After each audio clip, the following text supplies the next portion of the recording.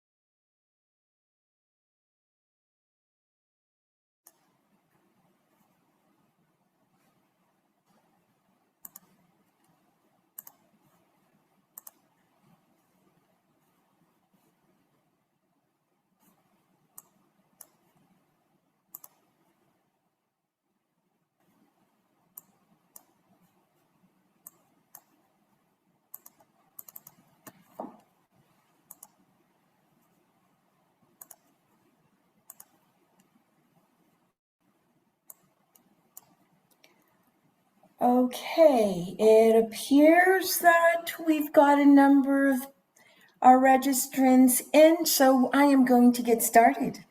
Let me officially welcome you and say thank you for joining us for our first 2022 School Council virtual town hall.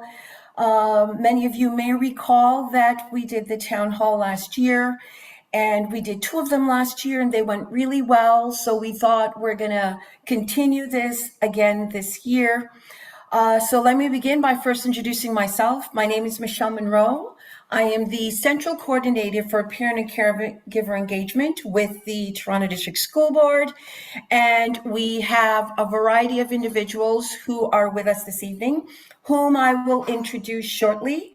Let's properly open up our meeting first and foremost, of course, with the land acknowledgement for the Toronto District School Board.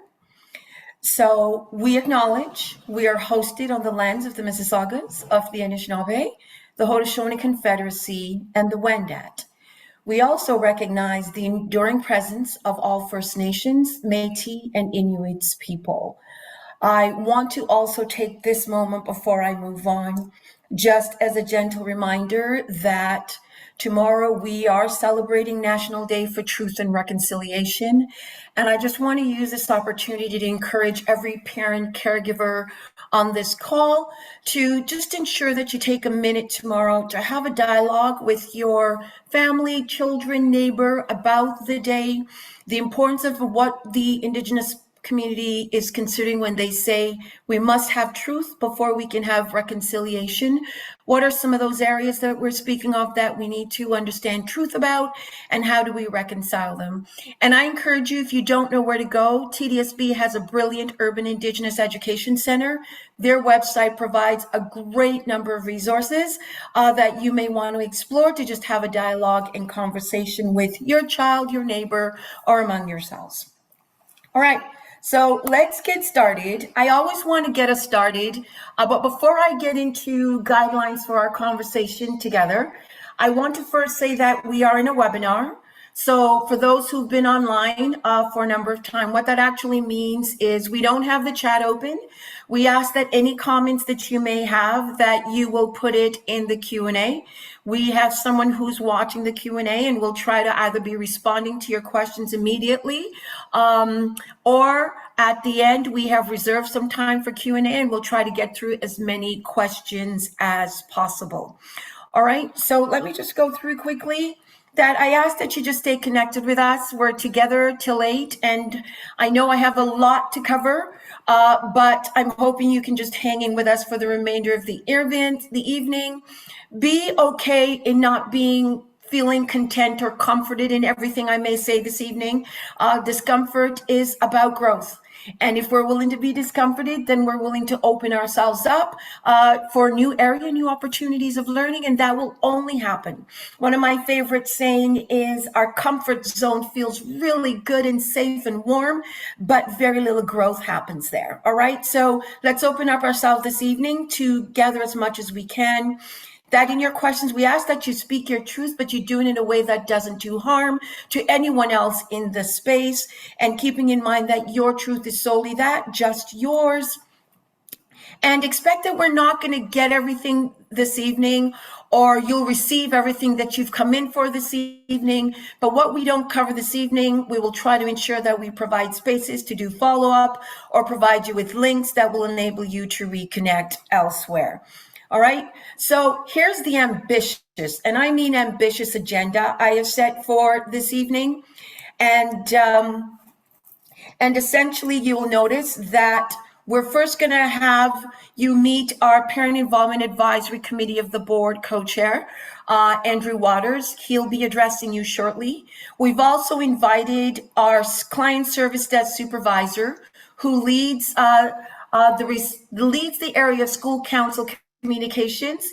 And I thought we would begin with him this evening because my office has already gotten so many questions of Michelle, what's happening with school council emails? How do I get it activated? Do I have access to Messenger? Do we have Zoom? So I thought we'd open our conversation this evening with Kevin, just giving us an overview of that.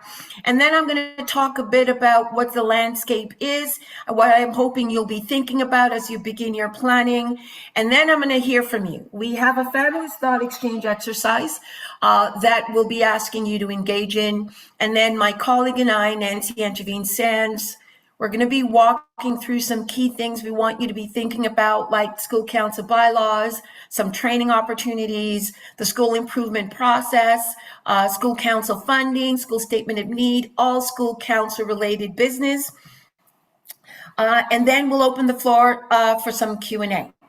All right, so I'm going to stop sharing, and I am going to now turn it over to my colleague, Kevin, to speak with you. Thank you so much. All right, just give me a second. I will share my screen. Wonderful. All right, good evening, everyone. My name is Kevin Permaul. I'm the supervisor of the client service desk. We provide IT support to over 40,000 staff members. And during the pandemic, we expanded to offering support for students and families via our student virtual learning IT support line. First off, I'd like to recognize and thank you all for the important work that you do. The role that you all play in supporting our students and communities makes a significant impact in their lives and well-being. When we started working with Michelle and the Parent and Community Engagement Office, we observed many of the issues that were being reported, and we committed to investigating and fixing them. We concluded that many of the challenges stemmed from a lack of reliable documentation and a lack of a clearly defined support process. So we believe that we have addressed these issues, and we have committed to continue monitoring and adjusting throughout the year and beyond. Okay, so let's start here. My agenda, and it looks long, but it's not going to be super long, is we're going to talk about what access is provided, what the new member experience is going to look like, what the experience is going to look like for returning members, the process of extending accounts and resetting passwords, what happens to members that are not returning, how to access your Zoom account, how to access School Messenger, and the support process should anything go wrong. All right, so what access is provided to school council chairs and co-chairs and vice chairs? Each account gets a Microsoft Outlook and a personal mailbox and a shared mailbox. They also get a Zoom account, Wi-Fi access at TDSB locations, and they get School Messenger, so a School Messenger account to send communication to the parent community. For new members, how does a new member get an account? So the principal, vice principal, and office administrator They have the ability to request an account using a system called SAMS, which is our school account management system. They can request an account and tie it to their school. So basically they would have to select the school, enter your name, enter your personal email address. For the principals and vice principals and OAs that are attending this meeting today, it's very important to add the school to the requested location field. This will provide access to the shared mailbox, and you'll be able to see the account in your list, in your school list of all accounts. Okay, so after an account is requested, what happens? An automated email will be sent to the user's personal mailbox with login instructions. This is what the email looks like. So you could see it's being sent. This is a test account that I created for myself. So I got the email. It gives me a username, which starts with a P0. It also gives me an email address, and it gives me a temporary password to log into. It also notes when the password will expire, and it provides a link, which is the website that houses all of the information and all of the instructions. So we wanted to ensure that all of this information is delivered right at the time of account creation. So in that link that's provided, this is the new school council chair support site.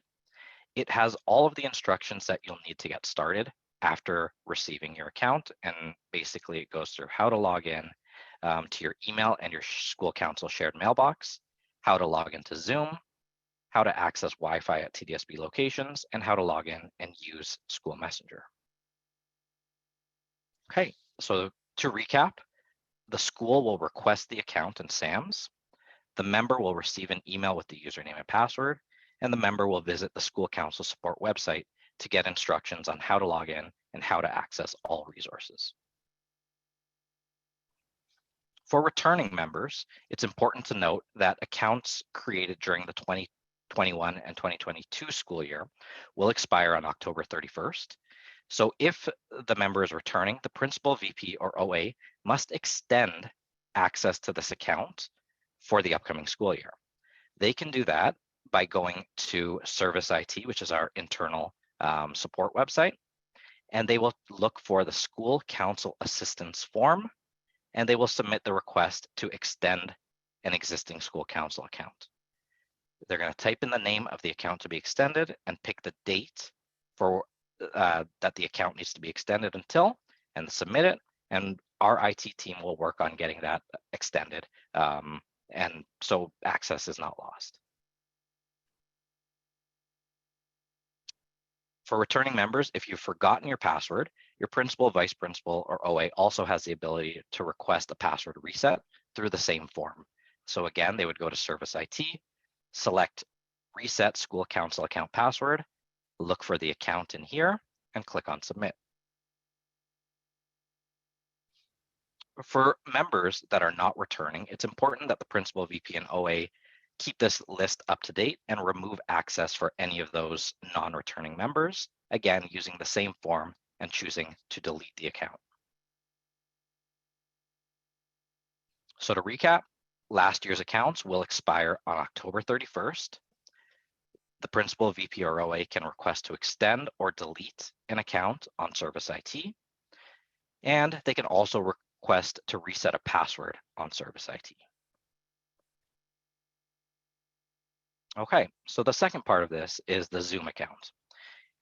In 2020, Zoom accounts were created and provided to each school council to enable school council chairs and co-chairs had the ability to meet virtually as we are right now and operate working group meetings and community networking. So the features to this licensed Zoom account that's provided, it has up to 300 participants per meeting. You can record, there are no time limits, you can do breakout rooms, the whole shebang, everything is there for you.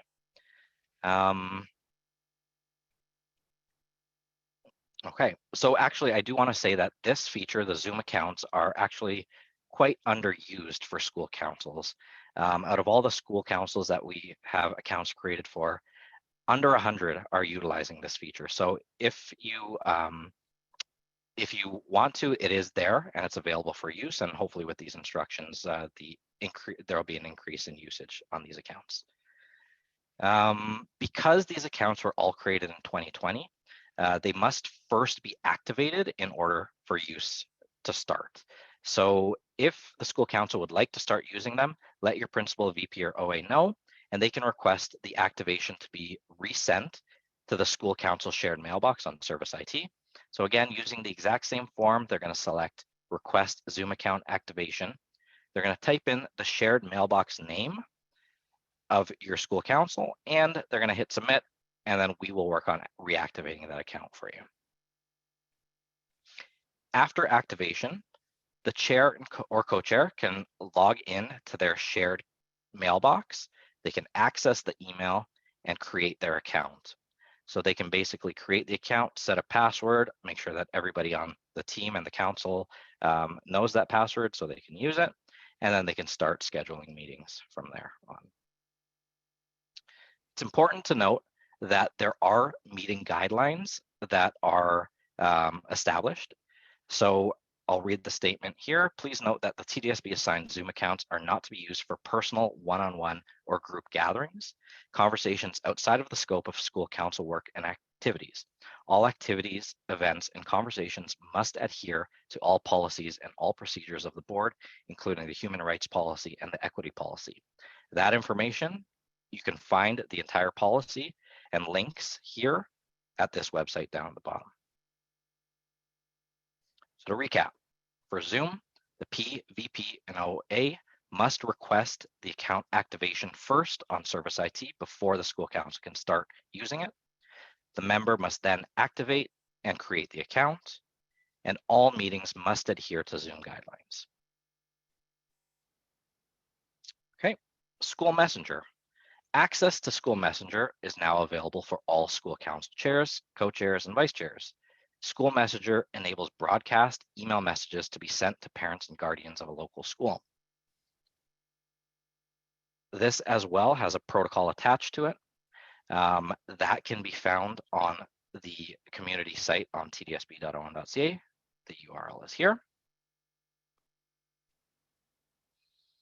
Support process going forward. So the resources that we have available for the chair, co-chair, and vice chair to ensure that they can access all of these instructions and access all of the resources are available on this URL right here, sites.google.com/tdsb.on.ca/school council. You can also find that link on the public site. The school council page has a link to it right there. And the email, again, upon account activation, you will get a link to this URL as well. For principals, vice principals, and OAs, all instructions are found on our internal support site, Service IT. It has detailed instructions on how to handle any of these situations, as well as that form that I mentioned earlier multiple times, the school council assistance form. Please search there and use it and submit it, and we'll be looking at those and making sure that we get all of your account issues sorted. For anybody who wants to, these slides can be accessed at this URL, so please snap a picture of that and access them if you need to refer to them later. And that's all for me. Thank you, Michelle. Thank you so much for being with us, Kevin. There were a number of questions, but I was just handling them as they came through. So just for those quickly, we had some questions about, is the account only for chairs, co-chairs, vice chairs? Quick answer to that is yes. If I am secretary treasurer, how would I access the email accounts? Well, it would be up to your chair, co-chair, vice chair.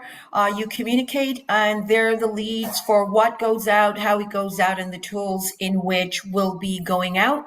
Also, School Messenger, that is solely chair, co-chair, vice chair.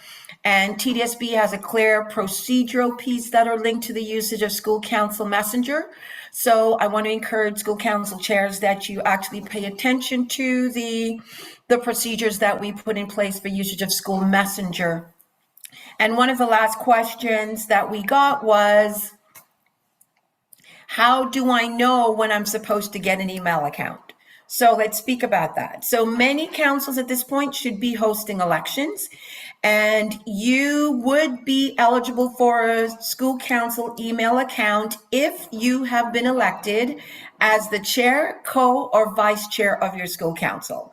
That is the point. So if you are returning, meaning last year you were the chair, co-chair, vice chair, and you are back this year, but you've not held elections and you've not been elected this year, then the account would not be for you. You will only get the account if you have been elected as the chair, vice, or co-chair of the school council.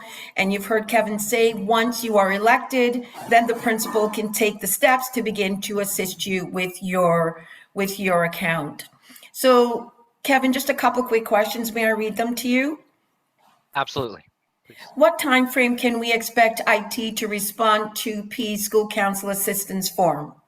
So in the issues that we had seen in the previous year, it was taking a long time. Since we've implemented our new form, we've reduced the response time because we're able to streamline the issues coming into a central location. So we get them reported to us and we're able to get them to the departments that need to action them right away. So we are monitoring these to make sure that we are responding to them within 24 to 48 hours in most cases. Thank you. The next one. Our co-chairs have been unable to access the shared school council account. Who should they contact? The chairs and co-chairs should contact their principal. We unfortunately, the client service desk, my department, we do not, we are there to support the staff members first and foremost. So you can contact your principal, VP, or OA, and they will be able to log a ticket. And it's possible that they may be able to guide you through the instructions that we have provided to them, or they can log a ticket and we can look into the account a bit further after that. All right, and we'll just take two more. Can we access school council's shared account on mobile devices? Yes, the email accounts are now through Office 365 or Microsoft 365. So you can access them through any web browser. You can add them to your phone if you wanted to. It's pretty simple. They can be accessed from anywhere. So that's the personal mailbox. The shared mailbox can only be accessed through the web. You will not be able to add a shared mailbox to your phone to be able to access that way. Okay. Thank you so much. Those are all the questions we had. Thank you so much, Kevin, for joining us this evening. And if you would just drop that school council support link again in the chat before you go, so all our members will have it, that would be fabulous. Thank you again, and have a great evening. You as well. All right, so now I want to introduce you to Andrew Waters. Andrew is one of the two co-chairs for the board's Parent Involvement Advisory Committee. And I'll just ask Andrew to speak to you about PIAC. Andrew? Thank you, Michelle. Again, my name is Andrew Waters, and I bring greetings from PIAC, the Parent Involvement Advisory Committee. Unfortunately, my co-chair, Felicia Cito-Lau, was unavailable to attend today. But she wanted to be here. So just quickly, PIAC supports parents, caregivers, and guardians as partners in the education. PIAC is provincially mandated as a statutory advisory committee of the Toronto District School Board. We represent parents, caregivers, and guardians of the TDSB to the Director of Education, the Board of Trustees, and the Ministry of Education. We aid access to information and resources for parents, caregivers, and guardians to support more effective engagement in their child's learning and enhance the accountability of the education system. The way I like to, if I try to explain it to people, is think of PIAC as super parent council. So just like at each school, there is a school council, and the school council works with the principal. In the same way, PIAC is sort of the school council for the board that works with the director as the lead of that committee, or their designate. PIAC is made up of parents across the city, and there are two members from each ward. So that gives you 44 members plus 2 co-chairs.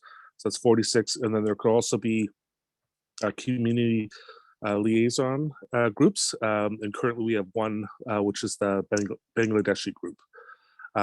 So our aim, again, is to try to, wherever possible, to increase parent engagement.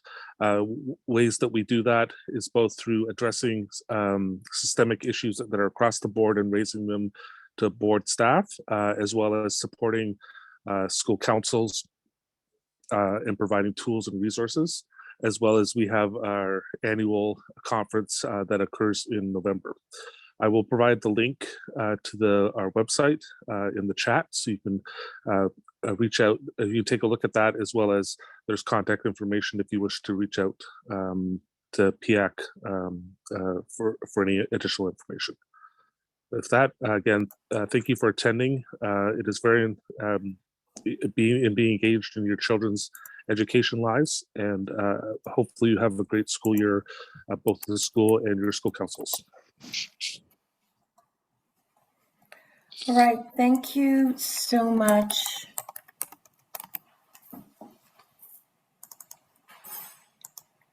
Thank you so much, Andrew, for joining us.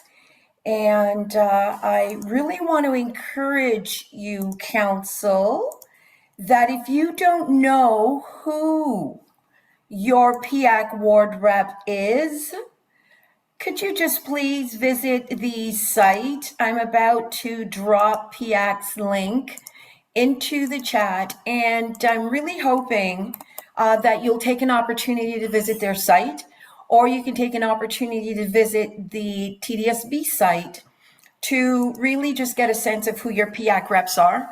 And we also welcome you to just attend PIAC's meeting.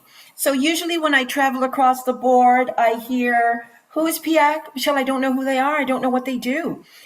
So now is a great opportunity for you to just visit the site, learn about who the parents and caregivers are, because they are all parents and caregivers who are representing you and your voices and your interest at the board level. So if you can, please take a couple minutes and check out who they are.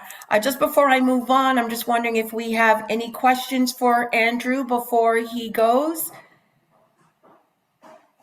All right. Actually, can I make one additional comment that I forgot? Of course, Andrew. What had previously been discussed, part of my welcome message, was around IT resources for school council. This is one of the pieces that PIAC had advocated very strongly for to the board. There had been issues over the last couple of years, especially around email accounts and those pieces. And again, at several meetings last year, and then raising it to the trustees about the issues, and that it was a barrier for parents to engage. And then the director of education and with her staff were able to put together improvements so that we hopefully will see those benefits this year. So that's an example of PIAC advocating at the sort of system level. As well as PIAC made similar requests around Messenger and around Zoom. PIAC actually adopted Zoom prior to the pandemic. And then when the pandemic occurred, really advocated strongly that the Zoom platform, which was more accessible and easier to use by most parents, be implemented by the board. So these are examples of, at a system level, the work that PIAC does. Thank you very much, Andrew. And if you want to see a list of some of the other outstanding work that this committee does for parents and caregivers across the system, please visit their website. It has a section where it speaks to that. All right, let us then keep moving through. Now you're going to hear from me for just a little bit, I promise. I want to really speak to how you are thinking about beginning your year and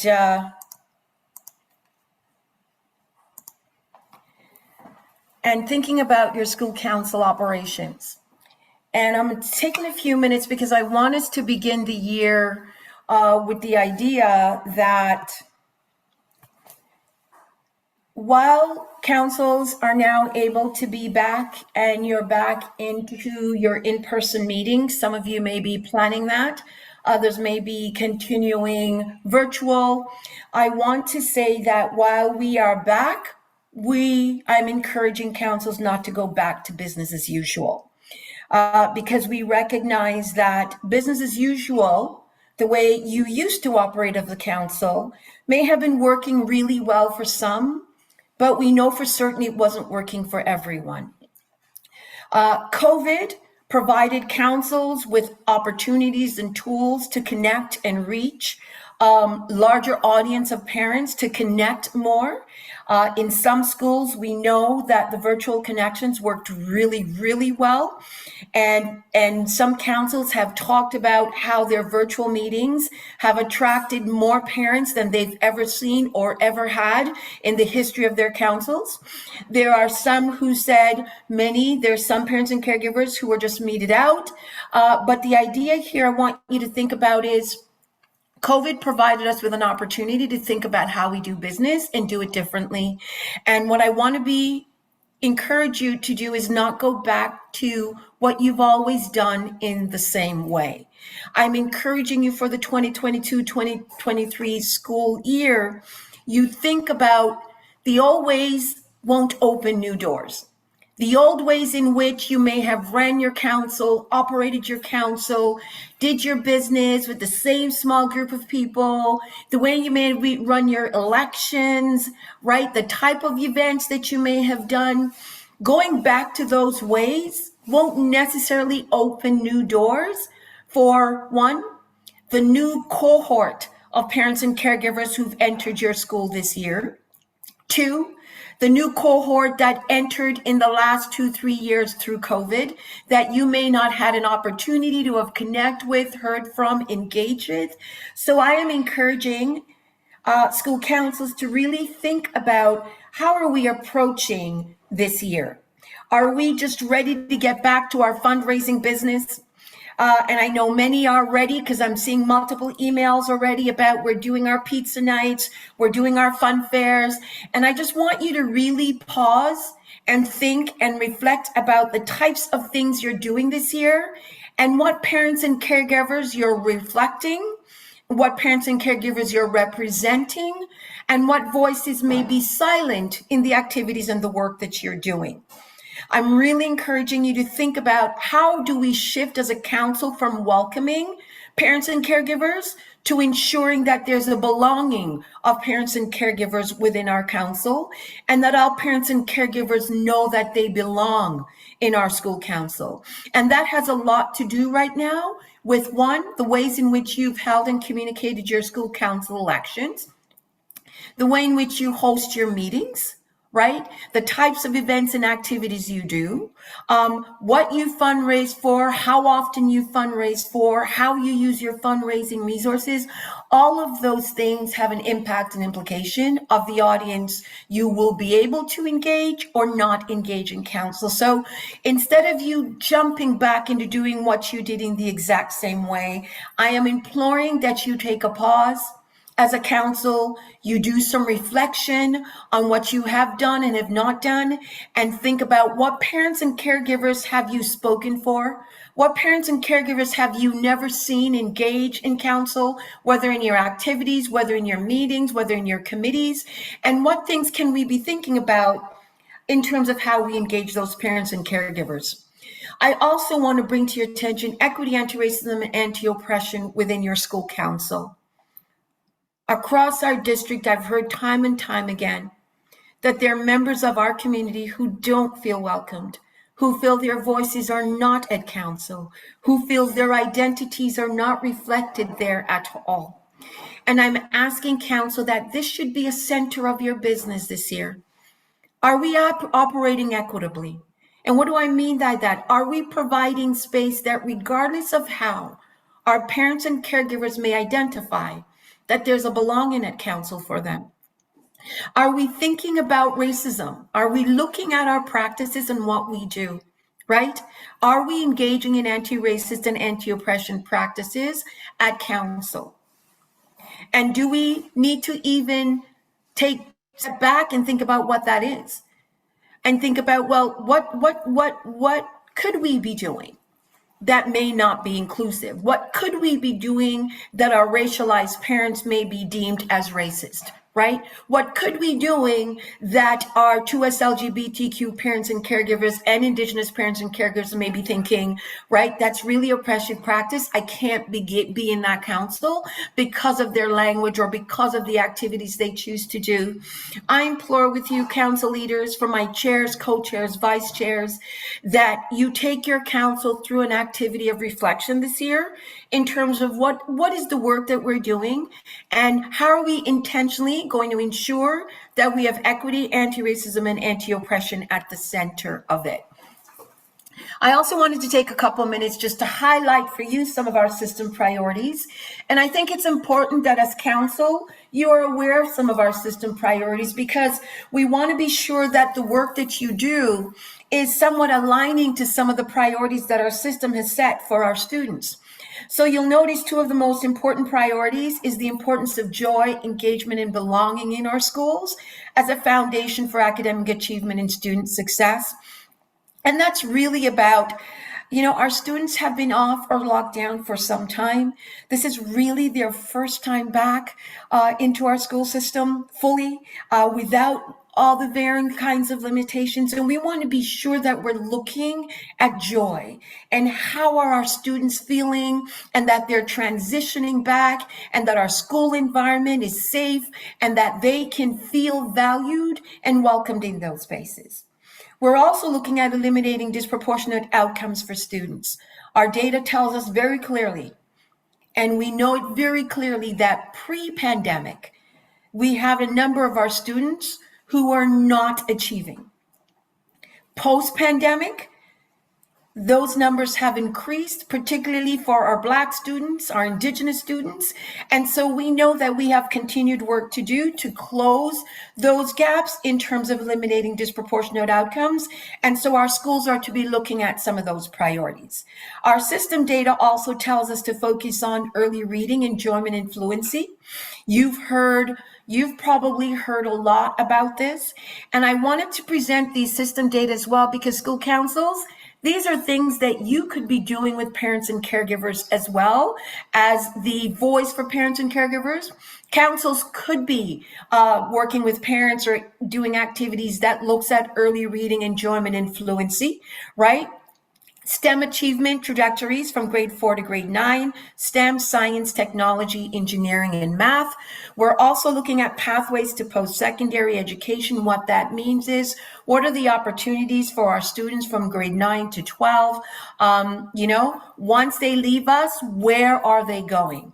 Right? And how as a district are we providing our students with multiple opportunities so they can duly move on the path that best works for them? And then the last of our priorities is our learning recovery. And so I wanted to share this with you because there's nothing in our system data, in our priorities that's outlined by our system data that council can't be leading some work on with parents and caregivers. If you know literacy is important to our district, if it's a priority for your school, within your school improvement plan, I'll be speaking more about that, then you should be considering what kind of activities you're doing with your parents, caregivers, around these areas of those priorities.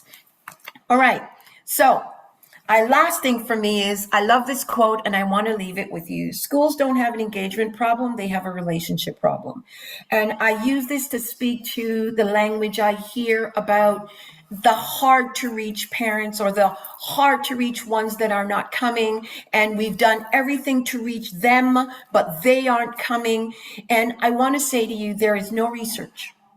I've been doing parent caregiver engagement work for a long time, and there's no research that suggests that parents aren't interested and engaged.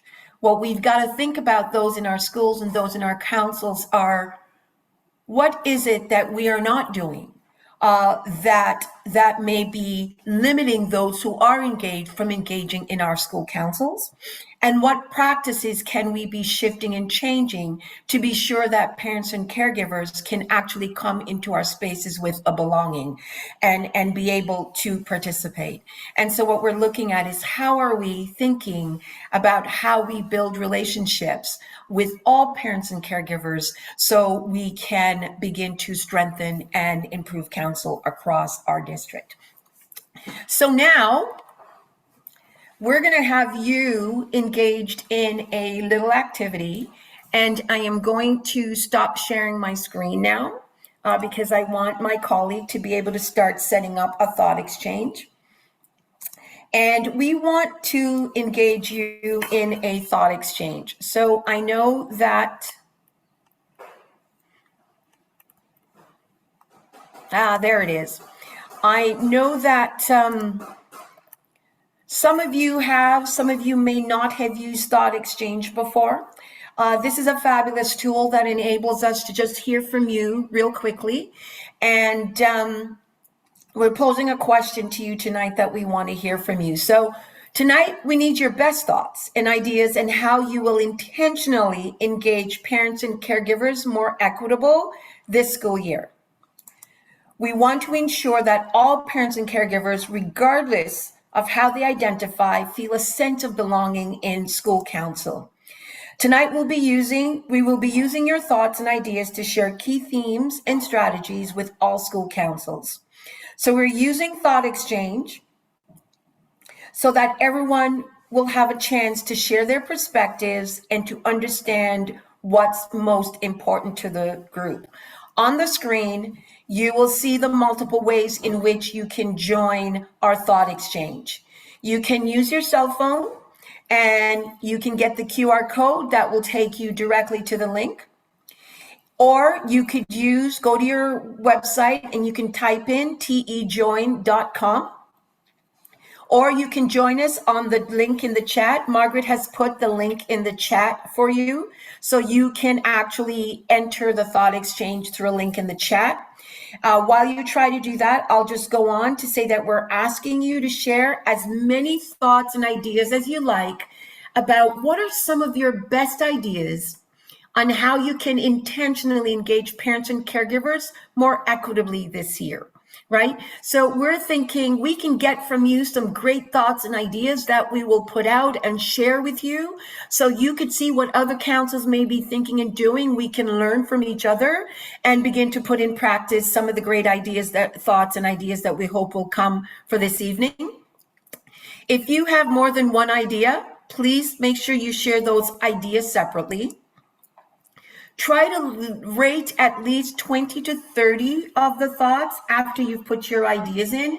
So you're going to see others' thoughts. Just go in and do a quickly rate them. The thoughts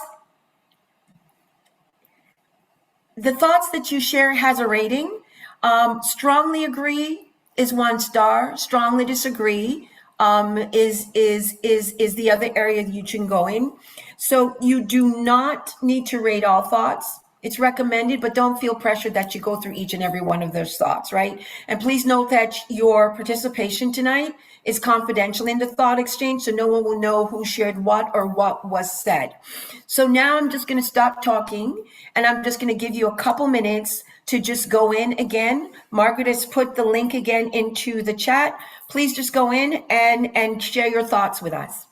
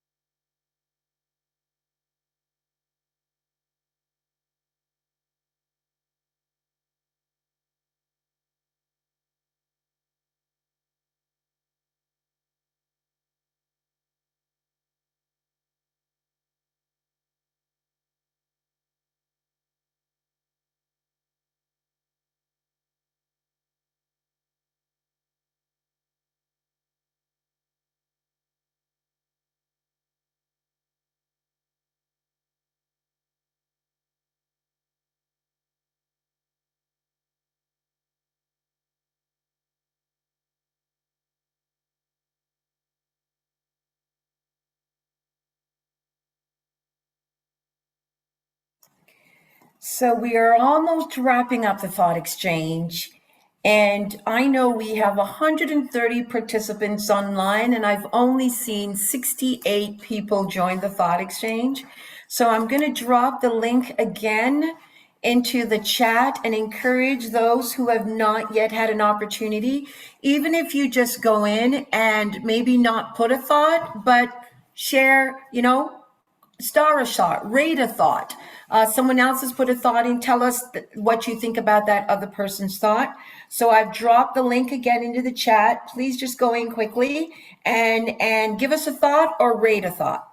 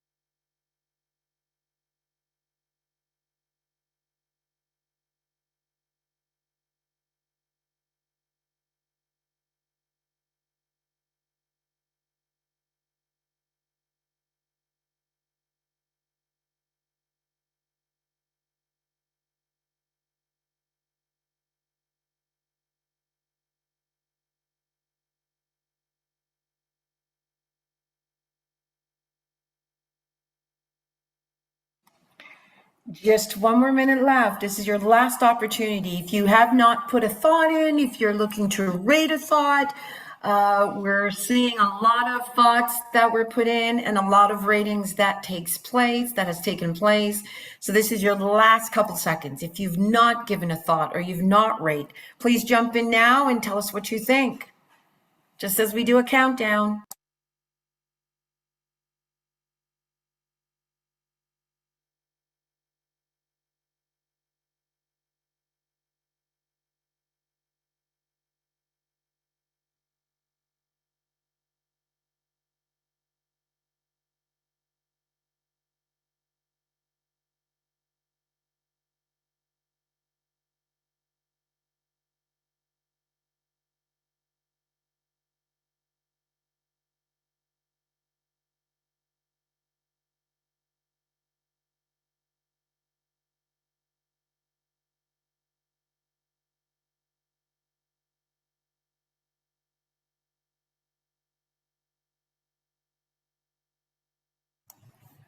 Okay. Thank you so much to all those who participated. And now I want to just ask Margaret if she could just share with us some of your thoughts. Let's see what took place. Margaret, do you want us to walk through this, or do you want me to go ahead? I can go ahead if you like. Please, go ahead. Okay. So what we have here is our top three ratings that were top three thoughts that were evaluated or rated by participants. So I saw a number of different ways that this message was entered as a thought. Use multiple platforms, print, email, outdoor signs to communicate with parents and caregivers. Next, we have better communication with parents. And then the third was try to engage through learning opportunities on topics the parents request. So you can also see their reasoning for saying what they said below. So this is an interesting little, what do we call it? A graphic here. So we can see that, for instance, this person evaluated many different thoughts. So this thought had different people evaluate it. So this is a moving diagram when the counter is going down, but now because the clock has stopped, obviously this has all changed. And we can go on further and we can look at some of the other information that comes from this. These are some of the other ratings that came through, and you can see the star effect here from what was being asked. So for instance, 7 people evaluated this and they rated it a 4 out of 5. So that's like 80% for lack of a better interpretation. What else do you want to talk about, Michelle? I know, just the key thoughts that people are sharing, and that's fine. Yep. Okay, so that's it. So we can actually get this transposed into some kind of a chart as well, Michelle, so that we can actually see all of the results in a chart form from what people said and then do a better analysis of it. Fabulous. And we will get it out to you. Okay. After the meeting, we'll share a report of what the thoughts and ideas were, as we're committed, so you can take the opportunity, walk through it, and see if there's anything you've learned that you will be able to put into practice. All right, thank you so much, Margaret. Let us move forward then. I'm going to go back to sharing my screen if we may. And we're now going to get into some school council business, some core school council business areas. My colleague is with me this evening, who is going to be assisting me in speaking to some of those key areas that we wanted to address. And I will just begin briefly first and just give you an update as to what is happening with our system in terms of our new parent caregiver engagement policy. I'm speaking because I'm trying to get to sharing my screen. And then I'll turn it over to my colleague, Nancy Angevine-Sands, who will be speaking to us about bylaws and school improvement. Just a thumbs up, Margaret, that you can see my screen. Yes, I can. Thank you.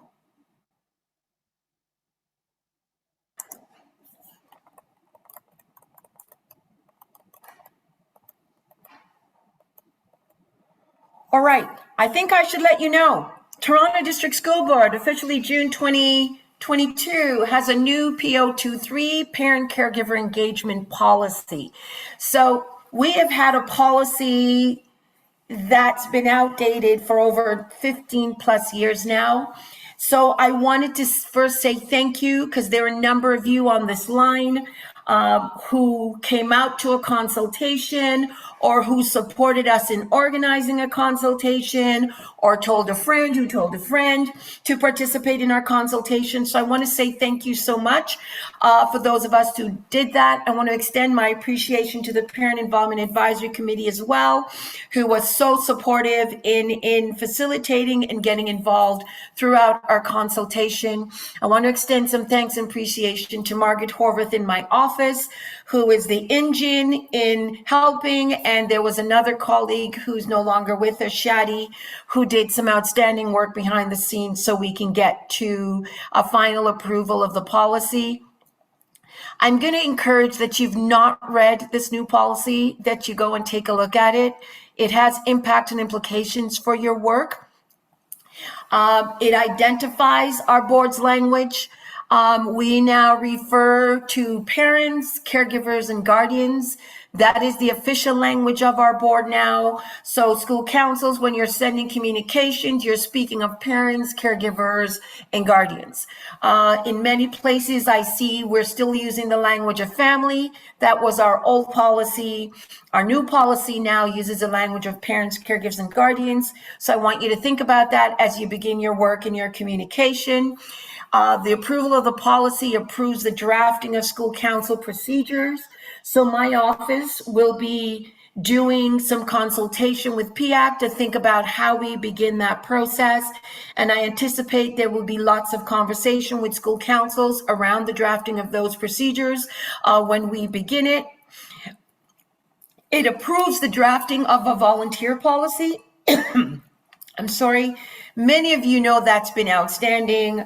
I think since I've been in this role, I've heard a lot about, Michelle, what is the policy for the board around volunteering? Like, who can, how can we, where can we?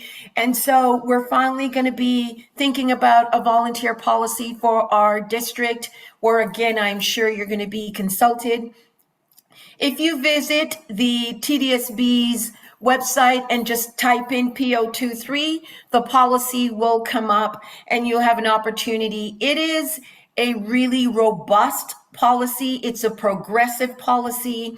It's a policy that pushes us to go beyond where we are as a board in what we think parent and caregiver engagement is and how we engage in the work.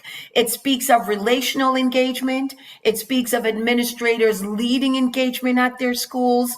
So what we really did was try to look at the robust things that are happening throughout other boards, throughout the globe around parent caregiver engagement, and ensure that we're pushing ourselves as a district as to what we do to engage parents and caregivers, but the types of relationship as well that we're having with parents and caregivers in the way in which they are essential and instrumental in leading parent caregiver engagement in our system. So I encourage you to take a look at it. We've not yet updated PR 558, which is the procedure for that, but we will be looking at some updates to that. And we may be looking at tweaking, if necessary, at the parent concern protocol as well, if necessary, based on the approval of PO23, because the parent concern protocol emerged from this policy. So I will stop, leave it at that. Any questions around that, just drop it in the chat. But now I am going to turn it over to my colleague, Nancy, who is going to walk us through school council bylaws. Thank you, Michelle. Hello, everyone.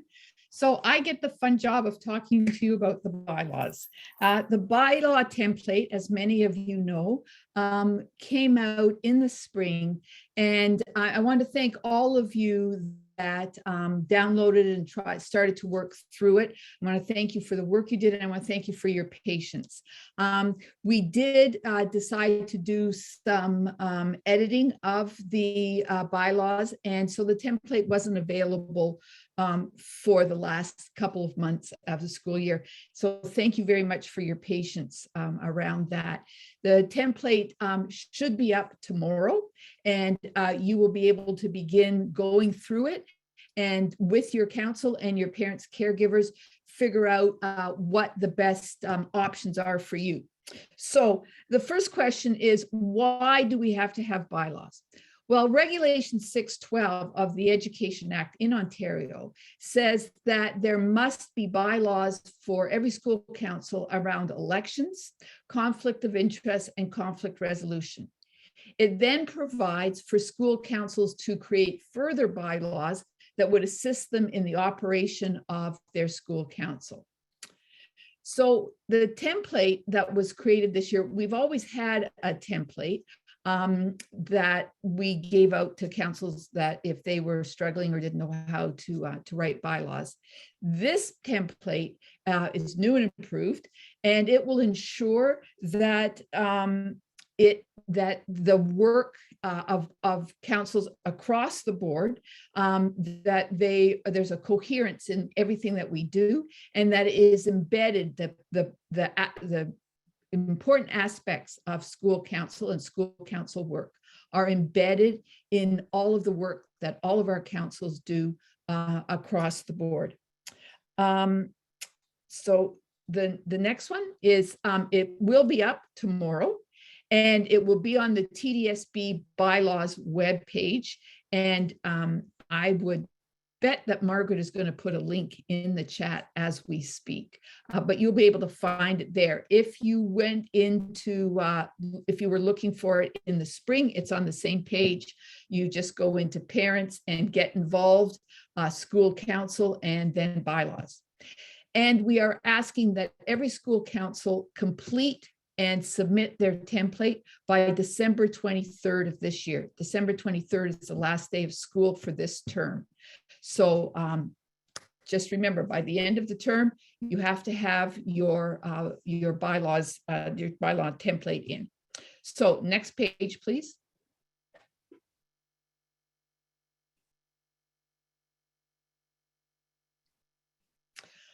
Oh, sorry. No, back again. Sorry, we're missing a page.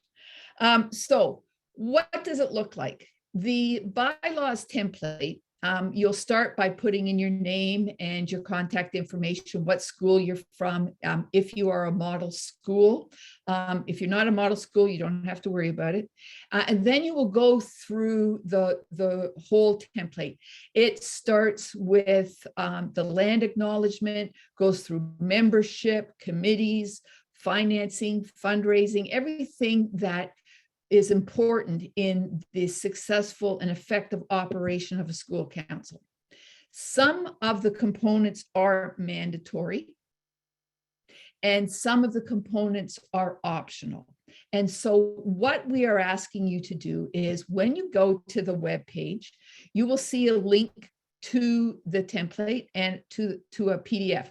We're asking you to download the PDF, print it off, or take the link for it and share the link, and have either your school council, or it's a good idea perhaps to form a committee that can then go through the template and decide which options are best for your school and your community. Talking with parent and caregivers, maybe perhaps even having a special section of a meeting, of a school council meeting, to talk about the bylaws and what people think. Some of the examples are, how many parent members do you want to have in your bylaws? There are other things around, even around the conflict resolution in particular. That is a very complete and thorough section. And there are 3 options that you can take for how you would like conflict resolved within your community. So these are all things that really you need to stop and think about and discuss, and then bring it forward to the council.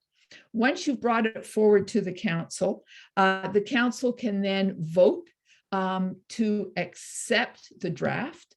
And then the chair of your council will then will fill out the template online and submit it.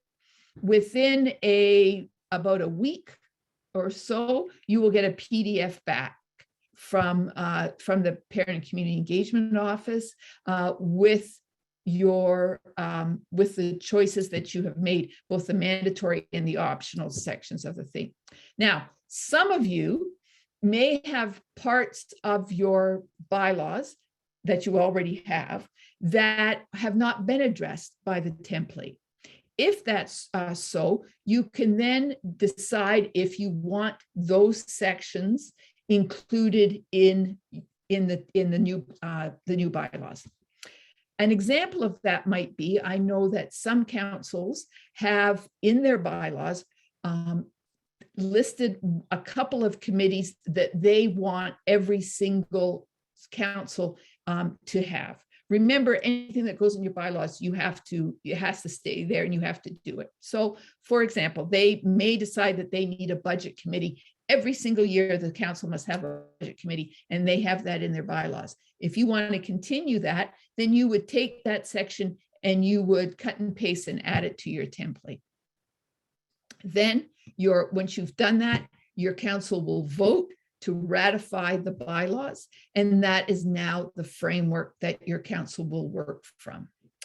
And I think that's it, except to say, sorry, I should have said that, anything that you add to the bylaws from your old bylaws cannot be in contradiction to anything you find within the template, and it can't be in contradiction to anything that's in Regulation 612. And I think that's it in a nutshell, except for the questions that I expect are there. I was just checking, Nancy, if I saw questions specifically to the bylaws. The one we have is, do we reassess the bylaws each year? Great question. Yeah, it's a great question. No, you don't have to reassess them every year, but you should reassess your bylaws every maybe 3 or 4 years. Our communities change very quickly, and so you should always look at it. A good example would be if you're a school council that's struggling to get parents to put their nomination in to be a council member. And so you may, when you fill out the template now, you may say, we're going to have 10 parents. You have to have at least 5, right? But you maybe are hopeful and you'll say you'll have 10. And in 3 years, you find that you are not having any problems getting 10 parents to volunteer. You may then want to amend your bylaws and bump it up to 15 or 20. So that's an example of how you may amend your bylaws. But yes, always look through it at least every 3 to 4 years. The next question is, we did our bylaws and passed it at our annual general meeting. Do we need to redo and vote in October? Yes, I assume you mean that you did the bylaws based on the template that was out early last spring. If that's the case, yes, I would ask you to print it off and go through and compare it. There have been some minor changes. There have been a couple of more options given in some sections. So just run through it compared to what you had done. Make the choices that you need to make under the new options, and then you will have to resubmit it. If you submitted it last year, you will have to resubmit it this year. All right. Seeing no other questions around bylaws, Nancy? Okay, great. And good luck. My email address is on the webpage. If you have any questions as you're going through it, don't hesitate to write and ask. All right, so we'll keep going? Yep. Okay.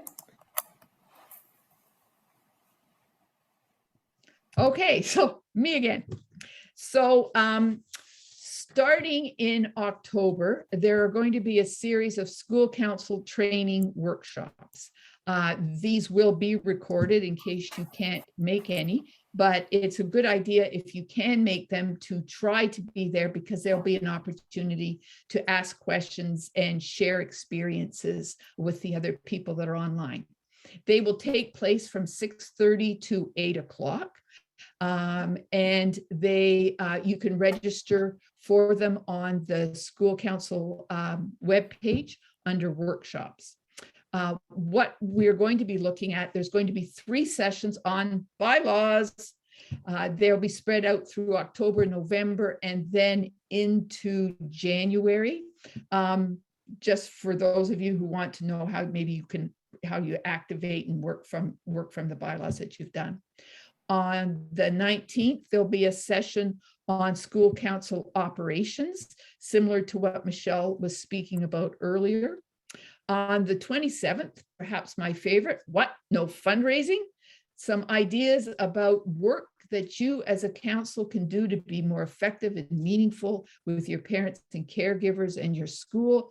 Things that you can do that don't involve fundraising, just for the sake of fundraising. November the 1st, we're going to look at go to the margins. Michelle was speaking about this earlier. How can we contact those parents and caregivers that we aren't hearing from? Whose voice is not at the school council table? Why isn't it there?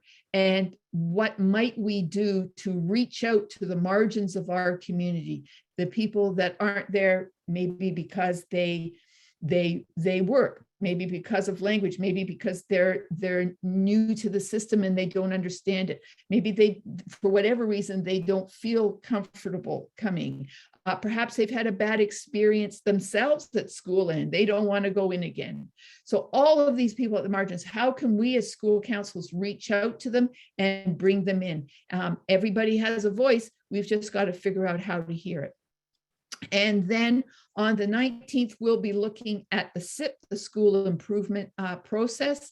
The Ministry of Education and the TDSB require that school councils be involved in the creation of the SIP.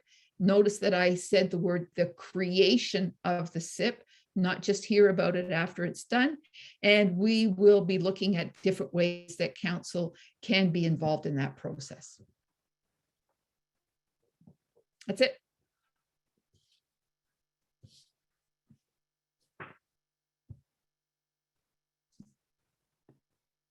So Nancy, there are a couple more questions that came around the school improvement, and I think it's important that we cover them because it's a really important question. The first one is, if I have an existing bylaw, can I just attach my existing bylaw as a PDF to the template? Okay, that's a great question. Thank you. And I should have answered it, and my bad for not doing that. If you have existing bylaws, then what you will need to do is go into the template and take the mandatory sections and ensure that the mandatory sections are in your bylaw, your current bylaws.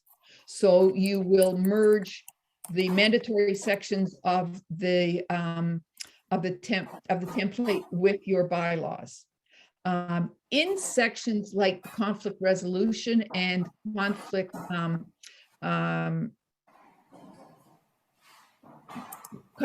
of interest, sorry, it went right out of my head.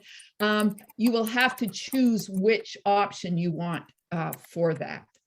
But yes, you can do it.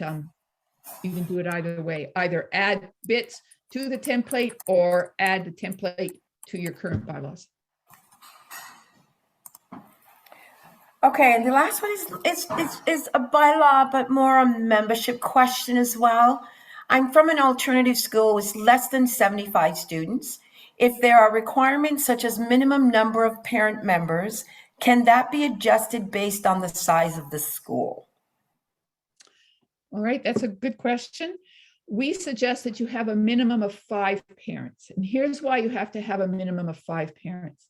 The regulations also allow for a community rep, a teacher rep, a non-teacher rep, and in secondary school, well, in any level of school, you can have a student rep, but in secondary school, you must have a student rep. So those are 4 representatives, that 4 members of your council. To have quorum, you must have 50% plus 1, and the majority of that must be parents. So if you have 5 parents and 4, I'll do it this way, it's easier. If you have 5 parents and 4 non-parent members, now you've got 9 parents, and quorum would be 5, the majority of whom have to be parents, right? So you've got to have at least 3 parents. Are you with me on the math here? So that's why you have to have 5. So you've got a fighting chance of getting the number of parent members at your school council meeting so that you can always have quorum. Small schools, if you want to say 5, you can do that. If you want to say 6 or 7, but even with, I think you said you had 75 students. All right, so you're looking at maybe 50 or 60 parents. If you're an alternative school, you're already parents who are engaged to a certain level with their kids' education. So I would hope you could get 10 out, but you must start with at least 5. Okay, fabulous. Thank you, Nancy. We're going to keep moving.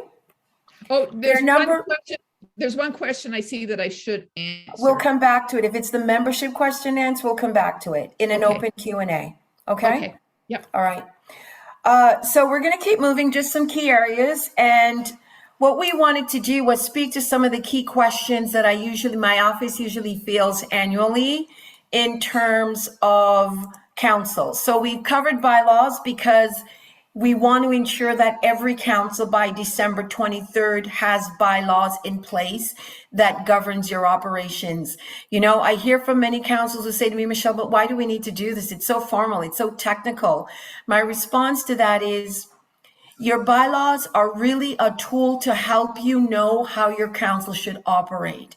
It is also an incredible planning tool for you, but it's also a great succession planning tool. Nothing more amazing than a new council chair who steps into council, who's never done it before, who's like, how does this work? How does a council work? What am I supposed to do? Oh, there's the bylaws that they can pick up and take a look at that will provide them with such valuable information. So please don't look at it as a tedious, rigid tool. Look at it as an incredible working tool for you that will help you sustain and keep your council operating and operating effectively, and actually be transparent for parents and caregivers who may not know, right? Because once you approve the bylaws, we want you to share it with all your members, but it should also be available on your website if you have one, in a place where parents and caregivers can see what council is and how you do your business. I think the more transparent you can be about who you are and what you do, the better it is for your operations and for parents to access you. So on the screen, you're seeing school council funds, school council budgets, money. And I want you to know quickly before you begin your fundraising that every council across the Toronto District School Boards has funds that are allocated to them to support their work. So you'll notice right now, sitting in the school's budget, there's $1.25 per student, 300 maximum, right? Minimum of 300, maximum of 1,000. Sorry, that should say 1,000, not 100. That sits in the school's budget for school councils. Now, the money sits in the school budget.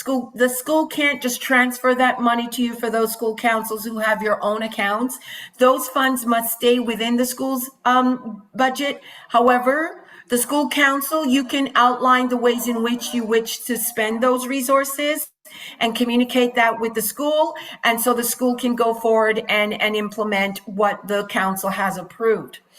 You also get at the end of November, every school council will get an additional $500 that will be placed in the school's budget. And that money is earmarked for parent engagement outreach.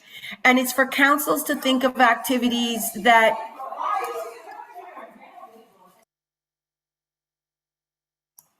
So this 500 is really for councils to think about what activities can we do that will connect with our parents who we're not seeing regularly. This is what the ministry has indicated these funds are for. So it's not your regular business. It's what can we do outside of the box that will really enable us to connect, engage, communicate, link with parents and caregivers who we're not seeing regularly at council meetings or engaging in council related activities. The next is the Parent Partnership Fund, which you may know as the Parent Reaching Out Grants. I'm letting you know that we're going to be doing school council grants again this year. School councils will be able to apply for up to $1,000 to support an initiative.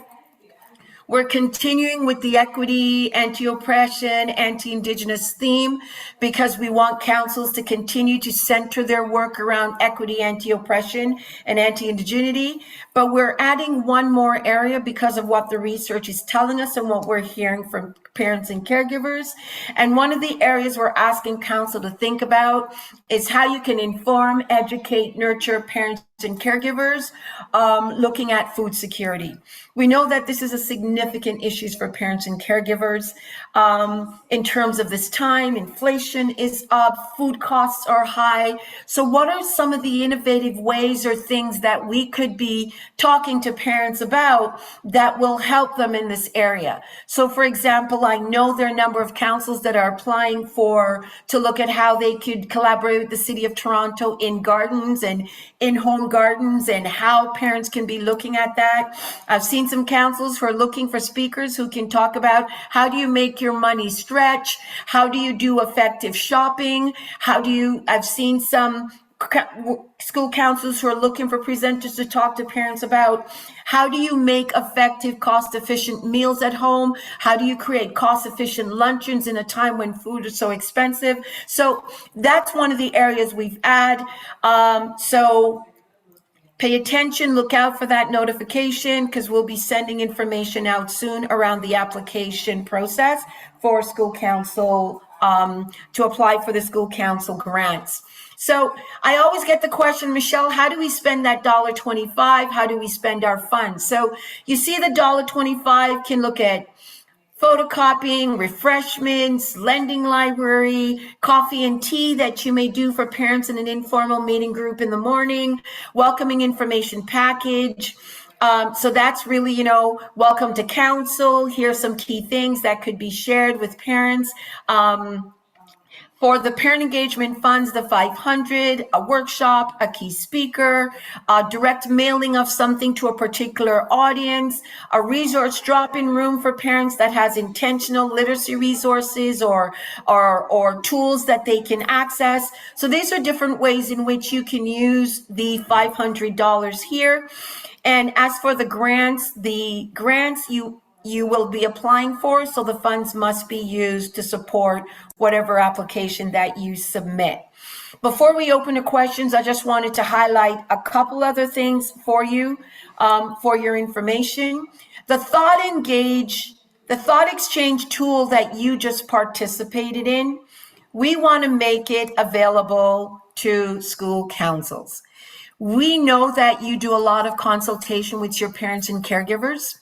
We know that I've gotten a lot of calls from councils who say, Michelle, I'd love to do an equity survey out to my parents' caregivers to get a sense from them, how we're doing, how well we're not doing, what they want to see. I think a thought exchange would be a brilliant way to use that tool. We want you involved in your school improvement planning process. As councils, You are required to be a part of the school improvement planning process. So I'm just going to say to note, if you've had your first council meeting and your council meeting is coming up in October, I want to really encourage that you ask the principal to provide an update on the SIP, which is the school improvement process. And then council can have a conversation about how you want to be engaged in it. So the thought exchange tool is a tool that we want to make available to you. And if you are interested in using this tool for a consultation with your membership or a consultation with parents or for your SIP consultation, please just reach out to my office and we will find a way to get you oriented on the tool. We'll have the staff provide you with a training as to how to use it and how to set it up. We're also setting up some thought exchange templates around your school statement of needs, because we're asking, in light of your school statement of needs, which many of you know that the school statement of need is really a tool that the superintendent will use to think about identifying the best principal for your school. So if your principal is leaving for whatever reason, the superintendent will review the school statement of need to hear what parents were thinking, are the strengths and the opportunities for the school, and what a new principal should be made aware of in coming to that school. And so your school statement of needs is due end of October, early November. So if you're interested in surveying your parents about asking about what's most important to them to complete your SSON, you may want to connect with our office and use the thought exchange tool to do that. Okay, so on that note, I'm now going to stop sharing because we wanted to leave time open to answer your questions and respond to them in a meaningful way and provide you time. So I just wanted to remind you that if you have a question, please put it in the chat and we'll try to get to as many of them as possible. Okay, so I'm going to the top of the list and we have a question that it would be great to touch upon resources or suggestions for those of us who are planning to run hybrid school council meetings for the first time. I'm good at running in-person meetings and good at running Zoom meetings, but not sure how to run both at the same time. That is such a wonderful question. Thank you for it, Adam. We are in the process at our district right now of thinking through how we can actually support councils in this area.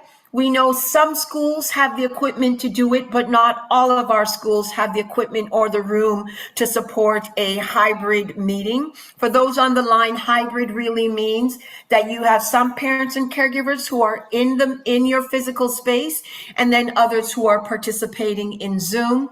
And so we are working right now behind the scenes to get a sense of what is the ways that we can support councils best around hosting this. The moment we get some information on that, we'll put it out to our school council list and share it as broadly as possible.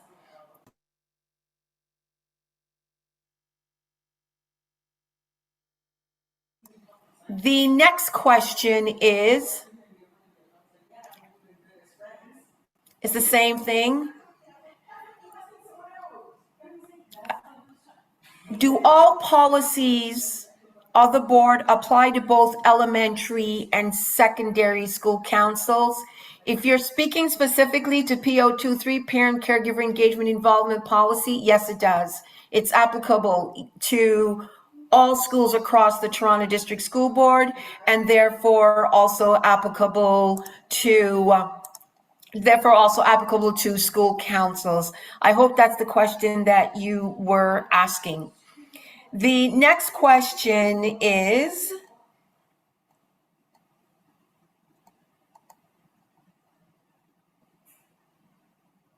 in our elementary school bylaw, every parent is considered a member. Is that incorrect? The school population is about 500.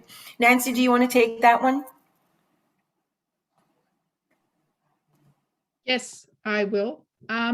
Yes, that is incorrect. The regulation 612 calls for the election of parent members. So your bylaws will say how many parent members you want, and then they will be voted in or acclaimed. Now, this is a bit of a problem for schools who have had a history that if you're a parent and you come to a meeting, you get a vote.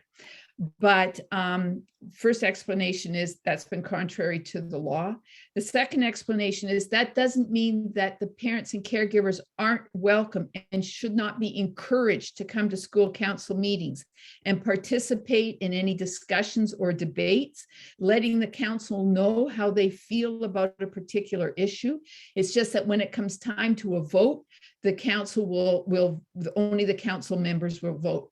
Hopefully, they will take into account what they have heard both at the meeting and in conferring with parents and caregivers outside of the meeting about a subject, and they will vote that way. The other way that other parent and caregiver members of the school can be involved in the council is to sit on a committee. And when committees are working well and effectively, that is a really important role to have, because the majority of council work should almost be done at committee to then be taken to council, and council will look at it and approve the work, the recommendations from the committee. So yes, you can only vote at a council meeting if you are an elected or acclaimed member, but as a parent and caregiver member, you may be involved in council and council work in a numerous other important ways.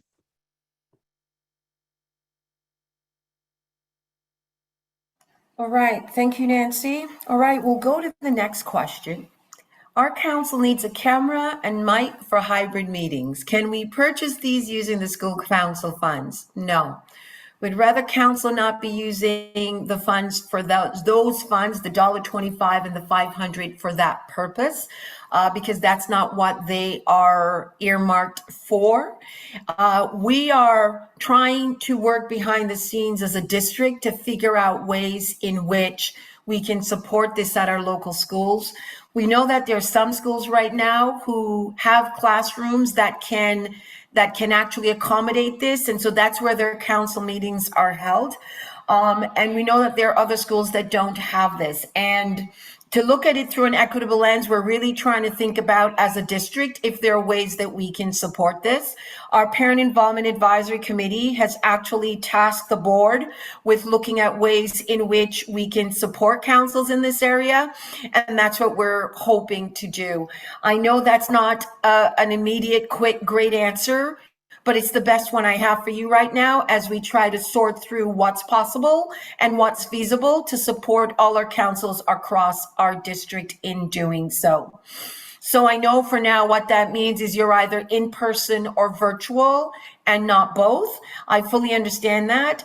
But as you're in this place, I ask that you think about who your parents, caregivers are and how they're best engaged, because it could be that you do some in person and then you do some virtual so that you're meeting the needs of parents and caregivers and the membership of your school council. All right, so let me move to the next question. Is there a way that I can get a laptop for myself? I'm going to say, if you are a member of the council and as the executive and you need to do some school council related work, you may talk to the principal about accessing a device at the school, but not likely that you'll be able to get a device or laptop for yourself. Next question, as a council chair, can I ask the principal to have a meeting before conducting the actual school council meeting? The answer is yes. As the council co-chair, you may host a meeting with your executives, meaning your chair, co-chair or vice chair, secretary, treasurer, and whatever position else you have as exec. And we think it's good practice for your executive to meet before your council meetings so you can plan your council meetings. So you're clear as to what items will be on your agenda, the extent of the level of the conversation. It's a great planning tool to have your executive meet before your school council meetings where time permits your council to do that. So it is absolutely a fair ask. I do want to say to you, though, that if your principal does not have time to meet with the executive, it doesn't preclude the executive, meaning your chair, vice chair, secretary, treasurer, to meet to do your individual planning and prepping for your meeting, right? And then looping in your principal as to the conversation that you had and your direction around that. The next question is school council elections. What kind of position to elect? So, and then it's followed up with, in the future, I can still join the council meeting without applying or being elected. So let me take a couple minutes to answer that question, to do it thoroughly. You're required to hold school council elections by the end of September, and you're required to do that for any parent, caregiver who has a child registered in the TDSB, has a right, and who has a child in your school that attends your school, has the right to put their name forward to be on your school council. So for example, if in your bylaws, it states that your school council's total membership will be made up of 15 people, let me keep the numbers easy, is made up of 10 people, right? Then we recommend that 6 of those must be parents and caregivers, and they must be elected to the school council. Once you've elected those members to school council, then you have your members of council for the year. The only time you can add a new member is if one of those members leave and you now have a vacancy, then you can elect another member to fill the person's place that left. That is the only way in which you can get back on council. However, if you started and you've done your elections and you had 20 spaces for parents and caregivers, but you only had 10 parents and caregivers who've expressed interest in sitting on council, then throughout the year, you want to be filling those vacancies. You don't just keep the numbers that came in September. You want to constantly be recruiting throughout the school year to fill those 20 positions you have on council. I certainly hope that answered your question. And I want to just touch one more thing on elections before I move on. Please remember that the first elections that you're having is for any parent or caregiver who wants to be on council, not for your executives. I am seeing school councils who are still sending out ballots for whether you want to be the chair, co-chair, or secretary of council. So that's your elections. And then you open your meetings to every or any parent who wants to be on council. That is not the right process. That breaches the regulations, and parents may call your elections process in question if that's how you're operating your elections. And what that means is if a parent brings it to our attention that you didn't hold proper elections, then you will be asked to hold proper elections. All right, our next question. As a parent rep, if for some reason the next year I cannot be elected for parent rep, can I still hold the events I usually did in the past? I could still act as a volunteer. This is a very good question. So I'm going to answer this way with the distinction between if you were a parent rep working on the school council and you were engaging in school council activities, then you would not be carrying those activities outside of council because those are council related activities that are identified on a council position. If you're a volunteer within the school and you're supporting the school and the principal is supporting the activity that you're engaged in, then that's an activity that's happening with the school with the guidance of the school council.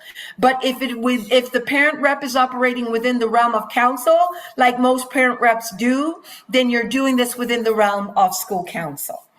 Okay. Can you speak to parent employees at school? Can they sit on council? Great question. Thank you for having it. If you are employed by the board, you can be a member of the council, but not of the council that your child is in, and you cannot hold an executive position, particularly chair, co-chair, on the school council. So let me say that again. Yes, you can be on the council. You cannot be on the council of the school that your child attends, the school that you teach at, and you must declare wherever you are that you are a staff of the board, and you cannot be the chair, co-chair, or vice chair of a school council. Nancy, did I get that right? Yes, but I will write it out again because it is confusing. I'll put it Okay, in chat. thank you. All right, the next question. Having them in September at the first meeting does not allow our new parents to have an opportunity to know more about the council. I'm going to assume having them in September is having school council elections at the beginning. The time you host the elections must be held by the end of September, right? So what it does, it gives you, the council, the opportunity right at the beginning to get information out to parents, caregivers, to explain to them what council is, give them some idea about the activities, right? You can hold a council. You could have held a council meeting at about the third week, right? To let parents know. The time frame for school council election is not really set by the board. The Education Act actually outlines when those council elections must be held. And so what we're doing is just implementing what the ministry has outlined that must happen with school council elections and when. The other question is, do we have to limit the number of parents elected to the council? We are a small school and don't see many parents are on the school council, so we want to keep it open. So you are required in your bylaws to outline the number of parents rep who could be elected to council. So as a council, when you're doing your bylaws, you set that number, no one else. So at your council, when you're reviewing your bylaws, you could say, you know what, if we have a school that's made up of 150 students, we're a fairly small school, what would be a realistic number for parents and caregivers that will ensure that we have representation, that will be reflective of our community, that will support council in carrying out its work? Because, you know, there's some councils that are busy and you need hands that's going to help with the work. And so you get to set that number. You decide what that number is. So you could say we're a small school, so you know what? We're going to set this number of parents and caregivers. You heard Nancy say earlier that it must be a minimum of 5. It cannot be less than 5, and because if it does, then you'll not be you will not be following the rules and regulations of what is deemed as an official school council, because your school council must always have more parents and caregivers than any other positions. So I'm hoping that answers your question, Sony. Okay. No such thing as a silly question. The question in who votes on council members before voting members are elected. So who votes on council members? Parents vote for council members. So what will happen is you will put out a call that will go out to every parent and caregiver to say, are you interested in being a voting member of council? Every parent and caregiver who is in the school should have the opportunity to submit a nomination form or a response back or a Google form, whatever you've used, to say, I am interested. Once all those names come in, if your bylaws has stated that you have 5 positions for parents and caregivers on council, but the names that came back in, you got 10 names back, it now means that you're officially hosting elections of those 10 people to elect the 5. So what that means is you will have an evening where all parents and caregivers are welcome to come to your school council elections. And it is those parents and caregivers who will elect your members into council. So that's your your elections meeting is open to every parent and caregiver, and they come in and they vote in the members who will be representing them on council. So this is why it's really essential that you're sending information out broadly to all parents and caregivers. I hope that was helpful in our response. All right. Can a principal refuse non-parents from attending SAC? Quick response to that is no. School council is open to every parent and caregiver, but also the meetings are open to the public. October 17th is a PA day. Is that right? I will double check that. Can't tell you right off the top of my head, but I'll let you know before we leave this evening. Minimum of 5 members, but no max, right? That's absolutely correct. You can have a minimum of 5 council members, but the maximum is left to you. We've always done the election at the first meeting, not before. That's fine if it's at the end, if it's done in September, the end of September, that's fine. There are councils who hold their elections and then call their first meeting, but there are some councils who hold their first meeting and then call their, then host their elections. As long as you meet the time frame of the end of September, that is fine. Can you share templates for election support that meet your expectations? We have them. I'll ask Margaret to drop the link to our school council's page. All Things School Councils is on that page where you will see some templates that you can cut and paste, fine tune as you see fit.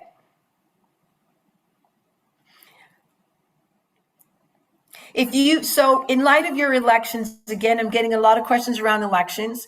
So if you had 5 positions on your council for parents and caregivers, and you only get 3 names back, those 3 people are automatically what we call acclaimed. So what that means is they are now your school council voting members for 2022-2023. However, you still have 2 vacancies to fill. So what that means is throughout the school year, you are constantly looking to recruit parents and caregivers to fill those 2 vacancies. Oh, I get this question every year. Michelle, what if no one runs for chair? What do we do? Well, then I ask that the council share the loads of the task. So if you have 5 parents and caregivers and no one wants to really be the chair, then I ask that in the interim, you look at the roles and you divide it. So maybe one meeting, 2 parents can get together and say, you know what, I'm okay to work on an agenda if that's okay with you. And then I'm okay to chair the meeting and walk through our agenda. Then a volunteer can say, and so what you have is the committee can support each other, or you can identify 3 or 4 parents and caregivers who are interested in ensuring that the work happens until someone is confident enough to step up to be the chair. What I want to do tonight is just demystify, right? The roles of chair, co-chair, vice chair, right? I talked to school council chairs and like, Michelle, it's so much work. There's so much to do. I want to demystify that. The core responsibilities of the school council chair, vice co-chair. Core responsibilities. 1, set the agenda for meetings, and you do that by putting out a call to your membership and parents to identify what they want council to be talking about to set the agenda. 2, chair the meetings. Ensure that the meetings happen and that they happen smoothly and parents are able to engage and participate at your meetings. 3, be the liaison between council and the school, meaning you connect with the principal and the council to be sure that council and school are operating in sync and working collaboratively together, right? And the last thing I'm going to say is that if you have committees of council, to be sure that your committees are actually working. That's it. I want to demystify the role that it's 50 million things, because we want parents to be willing, to be open to try it and test it, and to be able to take on that leadership role. And if we demystify the role, there'll be more parents who would want to be a part, who's saying, you know what, oh, I can't do it. It's too much work. It's too hard. And I want to be simply clear that those are some of the key things that you are able to do as a co-chair. Just a couple more questions as I'm watching the time. Here's one. We have 3 parents, caregivers wanting to be the chair, but that leads to some taking on more and then conflict. Well, if you have 3 parents and caregivers who have expressed interest in being chair, then you're hosting an election of who it will be. That means your members on the council will get to vote which of the 3 will be the chair. So at your first meeting of council, you should be hosting elections. So what would that look like? It would mean that on your council agenda, you are going to say school council or executive elections, school council chair or executive elections. When your meeting opens, you're going to say, we have 3 parents who've put their name forward to be chair. You're going to list who those parents are. You may want to provide those parents, caregivers the opportunity to speak for a couple minutes and introduce themselves to council. And then at the end of that, your members, only your voting members, not everyone on the line, only your voting members will then vote for who the chair will be. Nicole wants you to visit the www.torontopiac.com website. They have a great school council monthly checklist that school councils can use to help them keep updated of what should we be doing now, what are some of the key milestones, what are some of the key activities we could be engaging in. So if you visit www.torontopiac.com, they have a great checklist that you can take a look at. Will school emails work with? Yes, your school council emails, once you are elected as the school council chair, co-chair, you connect with your principal to just remind them to activate your school council email account and get you activated and get you going. Michelle, did you Yes, answer so Raphael's? this is, go ahead, Sorry. Nancy. Did you answer Raphael's question? I think it's an important one. No, I did not. Did you want to go ahead and do that? Nope, you can take it. Okay, so the question is, let me just wrap up the thought around, and then I'll go back to that question. The reason why we started our meeting tonight with our staff from IT was because we wanted you to know that there's a new process in place for the activation of school council chair accounts, and that our IT department will be supporting schools in terms of how they do it. Margaret, can I just ask you to find again the school council support page link that Kevin had dropped in the chat, so we can put it back in the chat so school councils can understand how they can go about, if you are new, how you go about having your principal activate an account. If you're returning, meaning that you've been elected again as the school council chair, that you can go in and just renew your account. Just go in and take a look. And the reason why we redid this, Andrew, the PIAC co-chair mentioned it earlier, that PIAC wanted to be sure that the board looks at putting in place a better process to support school councils in getting your email accounts activated. Because the only way you can use the Zoom account, the only way you can access School Messenger, the only way you can access the grants list that are offered to school council, the only way you can permit space as a school council for your executive meetings is if you have an active school council email account. So PIAC wanted to be sure that as a board, we are intentionally supporting councils in a more efficient way to get their accounts activated. So a new process has been put in place to ensure that that is done in a more expedient way this year. So I'm now going back to Raphael's question. Let me just find that, go through my list. You want me to read it to you? Yes, please, Nancy. Okay. Our parents worked late, and as a result, we held meetings at 7 to 8:30. The principal decided to change the time to 5:30 to 7, and we were, as a result, only given half who meet because she would leave at 7:30. I think they might mean they only got half the people out. So, you know, I guess, school, yeah. School council meeting times is a collaborative dialogue between school administrators and school council. And here is why this has to be a collaborative piece. We've got to recognize that school councils require our principals to be at the meetings. It's a requirement, either them or their designate. And for the teachers who attend, the teacher reps, they are also required if there's a teacher rep based on the regulations for school council. And so because we've got to keep in mind parents and caregivers time and also the staff time. So here's what I'm proposing. If you find yourself in that scenario, may I propose a dialogue with the administrator about staggering your times? Maybe one meeting will start at 5, maybe another will start at 7, right? To be sure that we're respecting and valuing the perspectives of both sides. I know I've heard from administrators sometime where their days become really long. If they're in schools at 7 and they're not leaving schools again till sometimes 9 o'clock.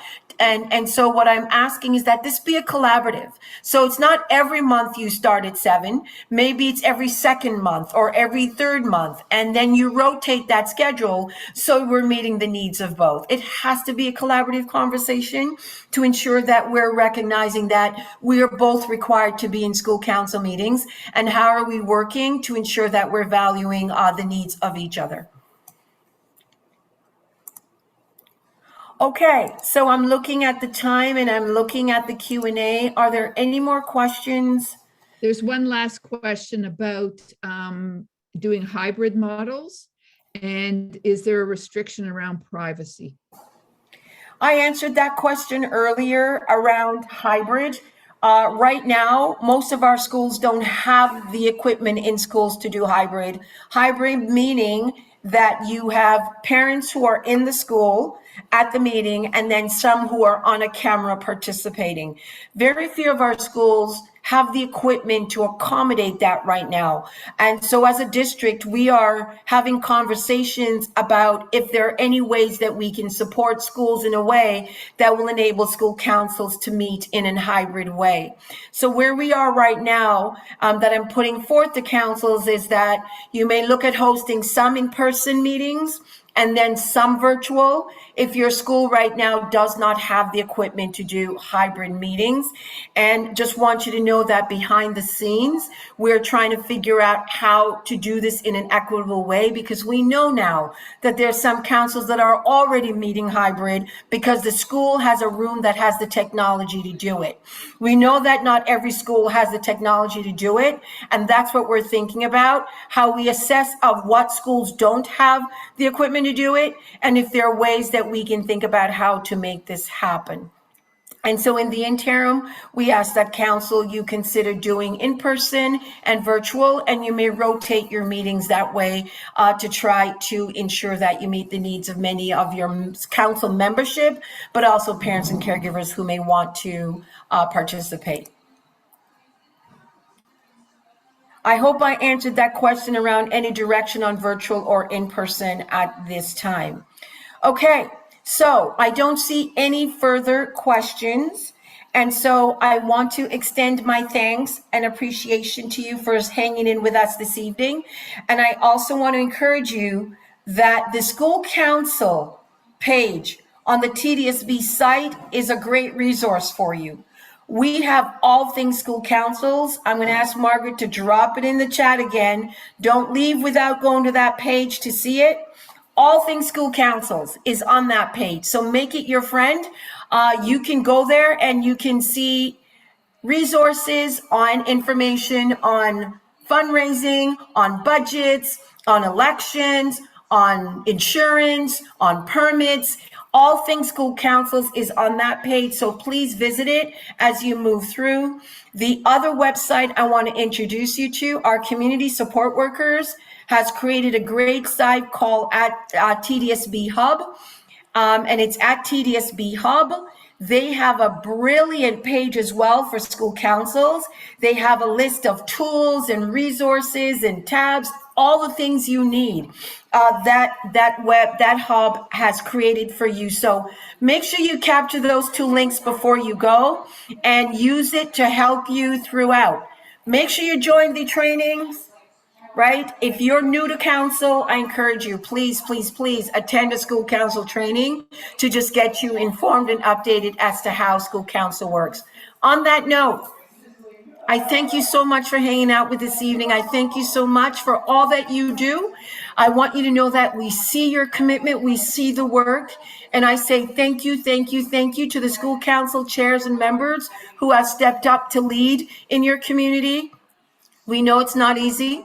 We know it's in addition to you parenting, working, and all the other things you do. So we thank you. The goal of my office is to find ways to make your role easier.